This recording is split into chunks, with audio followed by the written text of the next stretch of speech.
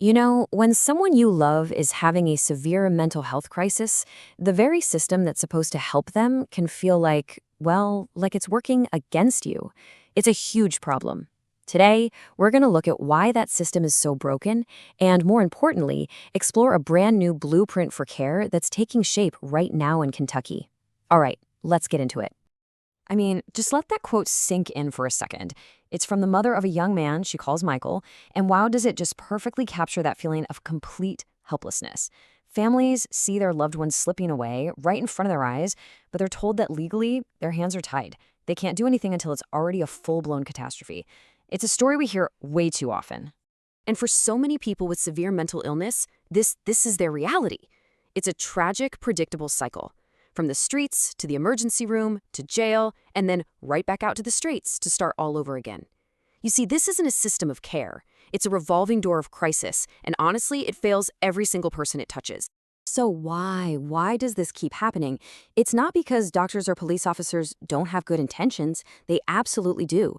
The problem is deeper. It's a fundamental critical flaw that's actually baked right into the law itself. And here it is. This is the heart of the problem. The legal requirement for getting someone inpatient care is that they have to be an imminent danger to themselves or other people. Think about what that means. It forces families to literally wait for a suicide attempt, for violence, for a complete and total breakdown before life-saving medical help can even begin. We're waiting for the last possible second to intervene, instead of the first. Now, you're probably wondering, well, why can't people just volunteer for help? And this is such a critical piece of the puzzle. It's a condition called anosognosia. And let's be super clear, this is not denial. It's not someone being stubborn. It is a neurological symptom, a literal blind spot in the brain that makes it biologically impossible for a person to see that they're sick. In our current laws, they completely ignore this reality. And this, right here, shows the massive shift we need. On the left, that's our current system. Wait for danger. It's totally reactive. On the right, that's the proposed reform, a proactive approach. Instead of waiting, we could step in based on clear medical signs. A person is deteriorating fast, they can't meet their basic needs, all because of that brain-based condition.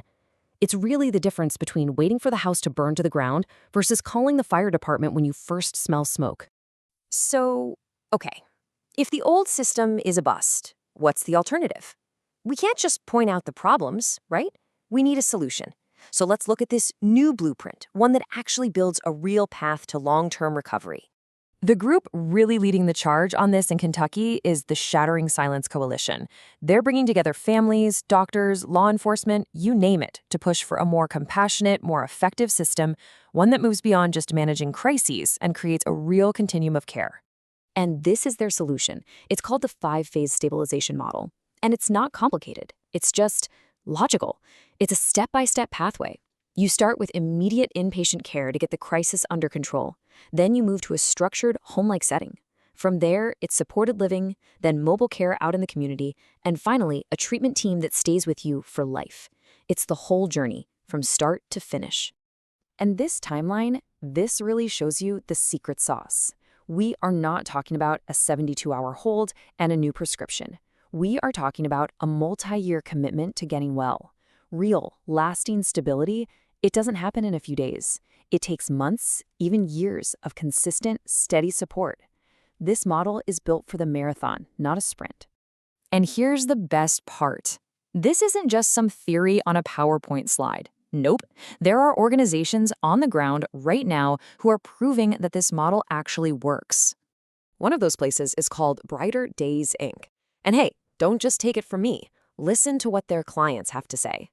TT said that after getting out of jail, Brighter Days gave him not just hope, but a real, concrete plan and the people he needed to actually put that hope into action.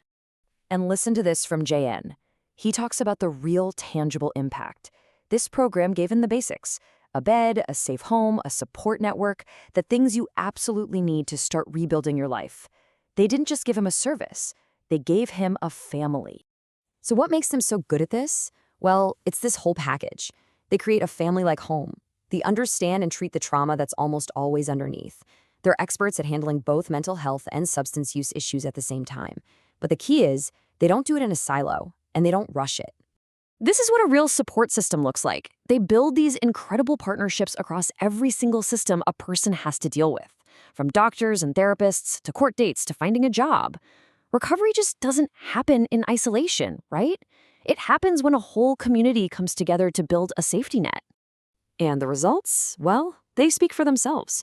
More and more of their clients are hitting a milestone that probably once seemed impossible, a full year or more of sobriety and mental stability. This is the proof. Long-term, integrated supportive care isn't just some nice idea. It's the only thing that really truly works. So the mission now is to take this incredible, proven success story and scale it up, to build it into a true system of care that's available for everyone all across the state. Now, if you stack up the five-phase model against other programs you might have heard of, like ACT or CSC, the difference is just night and day. Look, those other models do good work. They provide important pieces of the puzzle, but only the five-phase approach offers the whole continuum. It connects that initial hospital stay, provides different types of housing, and it's built to help people tangled up in the justice system. It fills in all the gaps where people usually fall through the cracks. So the path forward is actually pretty clear. Step 1, update those old laws to allow for earlier intervention. Step 2, put the funding behind this five-phase model to make it available everywhere. And step 3, keep building up those community partnerships that make it all work. It's a clear, actionable plan. And that really brings us to the final crucial question, one we should all be asking. When you look at your own community, at how we treat our most vulnerable neighbors, have we built a system that just lurches from one crisis to the next? Or have we truly built a system of care, a system for healing, a system designed for recovery? It's something to think about.